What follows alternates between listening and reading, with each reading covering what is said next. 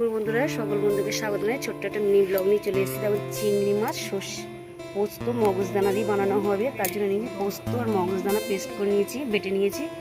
আর এখানে আছে রসুন, আদা, এগুলো অল্প অল্প দেবো, পেঁয়াজ আর পরিমাণ মতন টমেটো। চিংড়ি মাছটা যে একটু অন্যরকমভাবে বানাবো, কাঁচা বানাবো।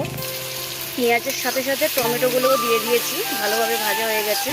আর দিয়ে দিচ্ছি উপর থেকে হালকা করে নুন আর চিনি দিয়ে দিচ্ছি।